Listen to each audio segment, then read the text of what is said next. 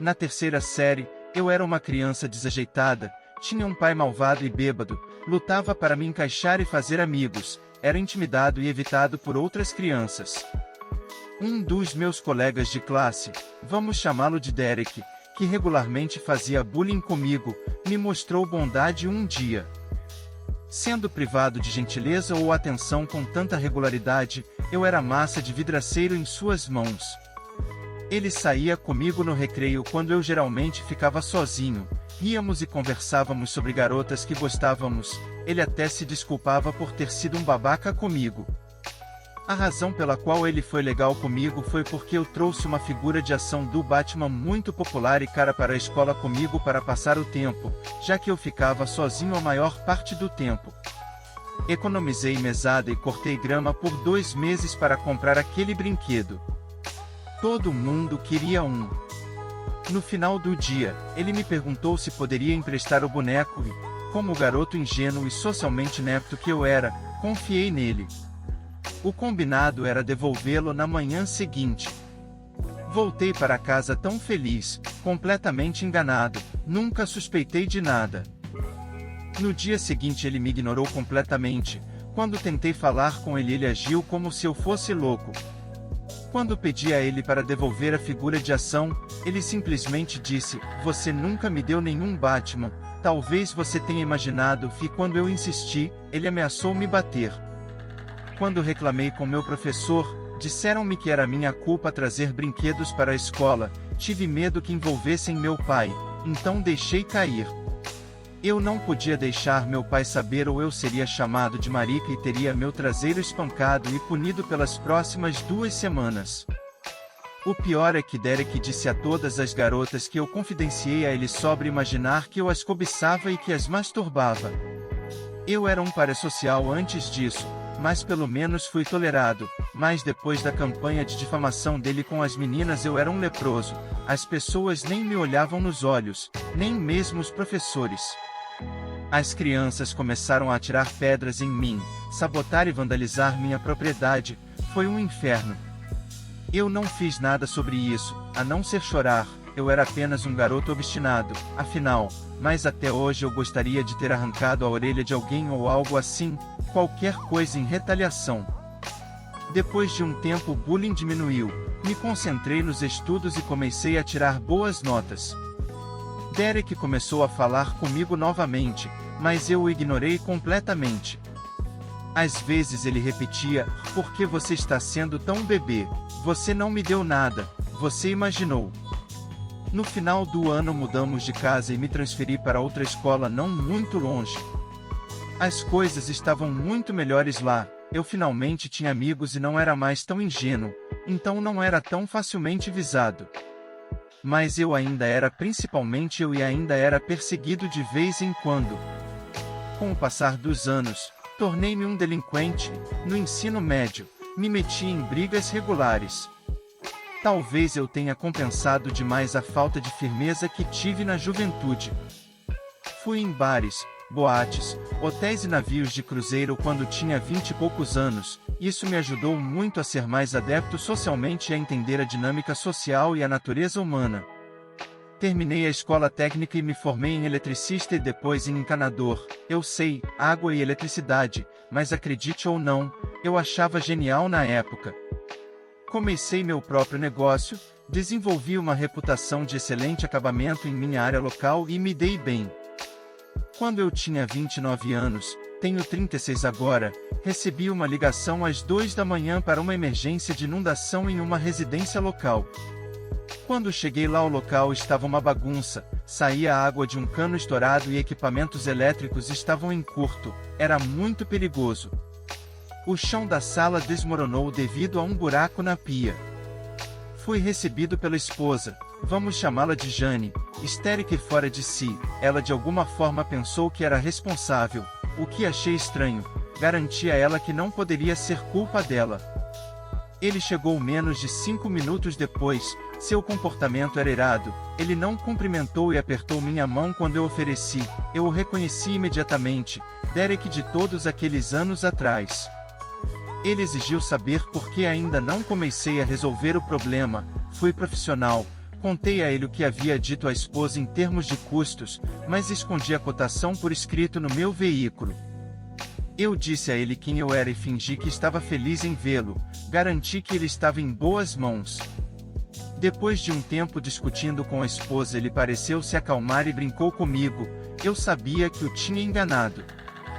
Conversamos sobre nossas carreiras, filhos, nossos tempos de escola, dei a ele dicas e recomendações falsas, nos demos muito bem, sua confiança foi fácil de ganhar.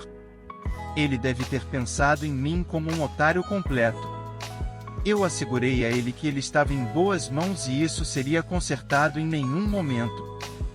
Tomei cuidado para não começar nenhum trabalho real na propriedade, fazer a menor coisa me tornaria responsável por tudo isso.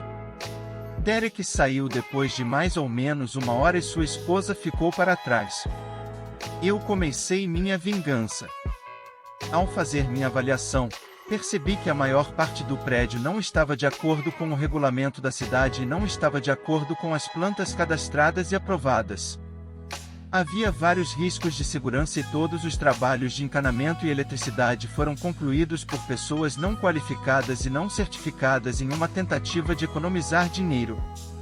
Além disso, o cano em questão estava vazando por pelo menos algumas semanas, piorando a cada dia e finalmente causando um desastre, o que significa que a conta de água seria astronômica no final do mês, a menos que um encanador desse um desconto com o município. Liguei para meu contato na cidade, vamos chamá-lo de Donovan, e o notifiquei sobre todas as violações regulamentares, riscos de segurança e instalações não compatíveis com a cidade na propriedade. Também contei a ele sobre a possível conta de água. Ele prometeu estar lá no dia seguinte. Imediatamente comecei a fotografar e documentar. Na manhã seguinte, meu contato estava lá às 10, ele teve um dia de campo. Ele informou a esposa de Derek sobre a calamidade que estava por vir.